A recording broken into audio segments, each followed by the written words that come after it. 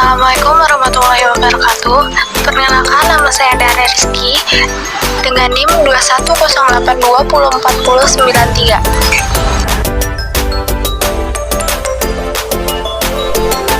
Dalam upaya percepatan terbentuknya masyarakat digital Indonesia, kami turut membangun ekosistem digital melalui pengembangan DNA yang mendorong generasi muda dalam memanfaatkan peran teknologi secara positif dan mengantarkan Indonesia menuju perekonomian masyarakat berbasis teknologi seluler. Kecintaan pada negeri menjadi motivasi abadi bagi kami untuk terus berinovasi, menghadirkan teknologi dan pelayanan terbaik bagi seluruh masyarakat di Indonesia.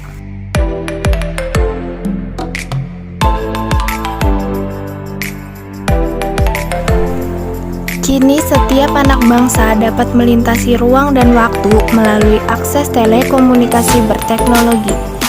Jelajah suara dan data melalui lebih dari 233.000 BTS yang menghubungkan lebih dari 170 juta pelanggan Telkomsel di seluruh penjuru tanah air.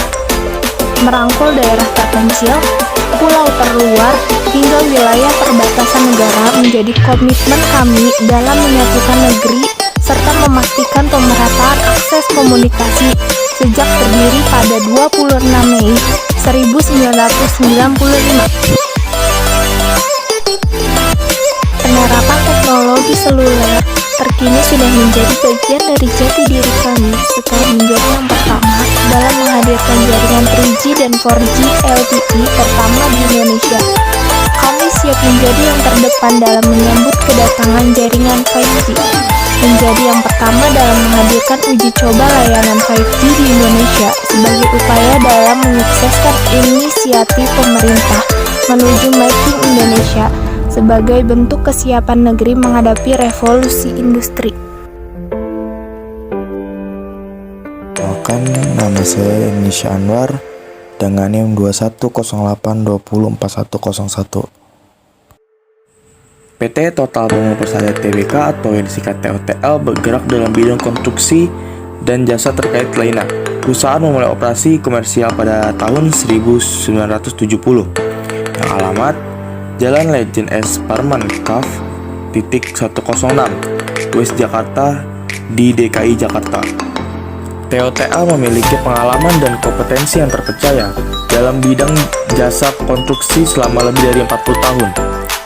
Kami secara berkesinambungan melahirkan konsep diferensial serta transformasi yang berkualitas dan menjunjung inovasi sebagai landasan kerja. Tekad kami yang menjadi perusahaan jasa konstruksi kelas dunia diwujudkan dengan melakukan improvement dan inovasi, baik di pusat maupun di proyek, dari segi waktu, kualitas, proses kerja, dan waste management sehingga mampu menjawab tantangan serta dinamika bisnis di masa yang akan mendatang. Dan pembentukan perusahaan TOTL yang dibentuk pada tanggal 4 September 1970 dengan nama PT Jahja Rimba Kenjana. Dan pada tanggal 24 Juli 1981 diubah menjadi PT Total Bangun Persada yang kita sebut sekarang ini. Tanggal 20 April 2006 menjadi PT Total Bangun Persada Tbk atau yang disebut dengan TOTL.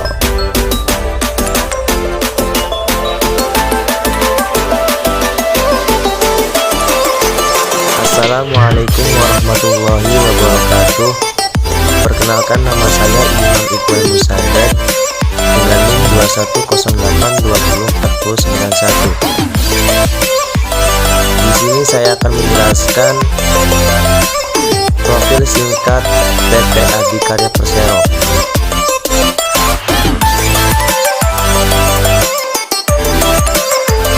PT Adikarya Persero Tbk didirikan berdasarkan Akta Notaris Nomor 1 tanggal 1 Juni 1974 dari Kartini Mulyadi SH yang telah diubah dengan Akta Nomor 2 tanggal 3 Desember 1974 dari notaris yang sama. Akta pendirian ini telah memperoleh pengesahan dari Menteri Hukum dan Hak Asasi Manusia Republik Indonesia dengan surat keputusan nomor Y.A.5 atau 13 tanggal 17 Januari 1975 dan diumumkan dalam Berita Negara Republik Indonesia nomor 85 tanggal 24 Oktober 1975. Nama adikarya untuk pertama kalinya tercantum dalam surat keputusan Menteri Pekerjaan Umum dan Tenaga Kerja tanggal 11 Maret 1960. Kemudian berdasarkan peraturan pemerintah nomor 65 tahun 1961, adikarya ditetapkan menjadi perusahaan negara adikarya.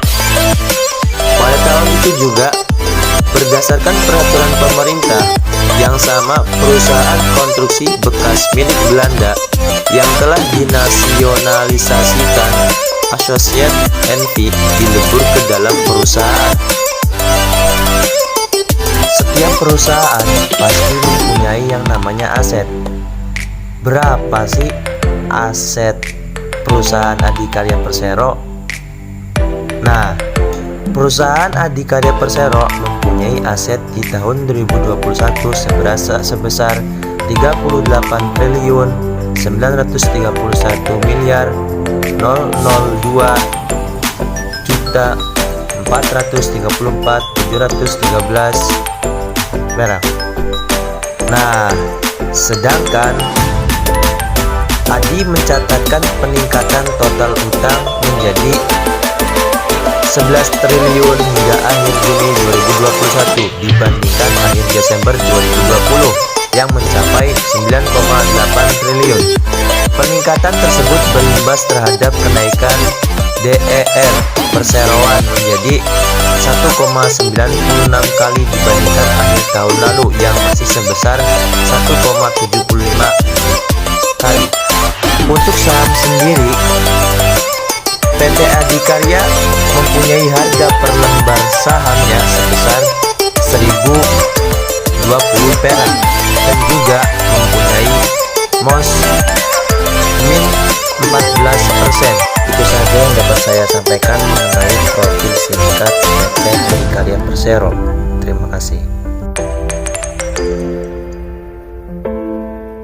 Jadi, kesimpulannya adalah di sini terlihat bahwa perusahaan TOTL memiliki MOS di bawah 30%, yang menandakan bahwa perusahaan TOTL ini tidak disarankan untuk diinvestasikan karena sangat beresiko sekali. Begitu juga dengan perusahaan ADI. Perusahaan ADI memiliki MOS di bawah 30%, yang menandakan bahwa perusahaan ADI itu juga disarankan tidak untuk diinvestasikan karena sangat beresiko sekali. Dan terlihat perusahaan Telkom memiliki MOS sebesar 31%, dan berarti perusahaan Telkom ini layak untuk diinvestasikan. Itu saja yang dapat kelompok kami sampaikan mengenai perusahaan-perusahaan yang bergelut di sektor infrastruktur.